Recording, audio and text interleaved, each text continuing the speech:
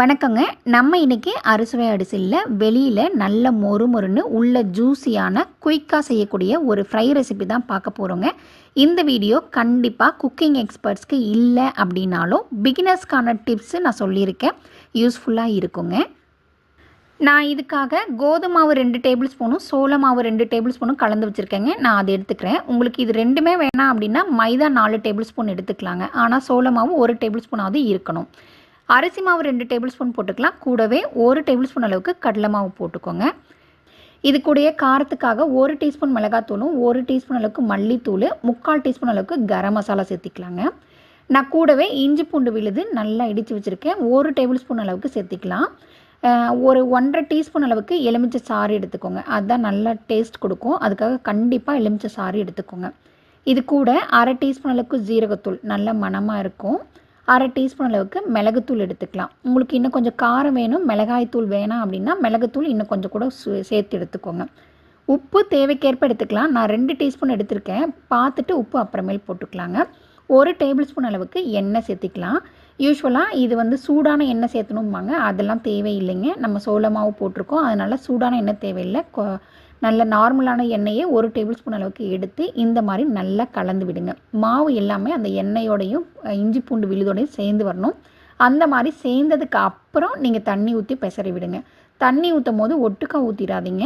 கொஞ்சம் கொஞ்சமாக தெளிச்சு விட்டு ஊற்றுங்க. ஏன்னா மாவு ஒரு சில சமயம் தண்ணி நிறையா இழுக்கும், ஒரு சில சமயம் கம்மியாக இழுக்கும். அப்போ நிறைய தண்ணி ஊற்றிட்டிங்கன்னா உங்களுக்கு காயில் இது ஒட்டி வராது. அதுக்காக கொஞ்சம் கொஞ்சமாக தண்ணி ஊற்றி நல்ல ஓரளவுக்கு இந்த மாதிரி ஒரு மாதிரி கன்சிஸ்டன்சியில் வர்ற மாதிரி பிசைஞ்சு எடுத்துக்கோங்க. இந்த மாதிரி இருக்கணும். நீங்கள் கையில் எடுத்திங்கன்னா உழுது போகணும், அந்தளவுக்கு இருக்கணும். அதுக்கப்புறம் நம்ம ரெடி பண்ணி வச்சுருக்கிற காயை சேர்த்துக்கலாங்க. நான் காலிஃப்ளவர் எடுத்து க்ளீன் பண்ணி வச்சுருக்கேன். காலிஃப்ளவர் க்ளீன் பண்ணுறது எப்படின்றது நம்மளோட முன்னாடி வீடியோலெலாம் நிறையா இருக்குது. நீங்கள் அதை பார்த்துக்கோங்க. ஒன்றும் இல்லை, சுடுதண்ணியில் ஒரு 10 நிமிஷம் மஞ்சத்தூளும் உப்பும் போட்டு எடுத்து வைக்கிறது தான்.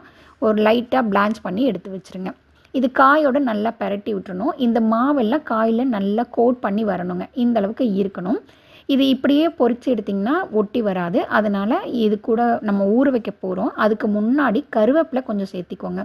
நிறைய கருவேப்பிலை போட்டிங்கன்னா நல்ல மணமாக இருக்கும். உங்கள்கிட்ட எவ்வளோ கருவேப்பிலை இருக்கோ அந்த அளவுக்கு நீங்கள் போட்டு நல்லா கலந்து விட்டுட்டு இதை மூடி போட்டு ரெஸ்ட்டில் விடலாங்க.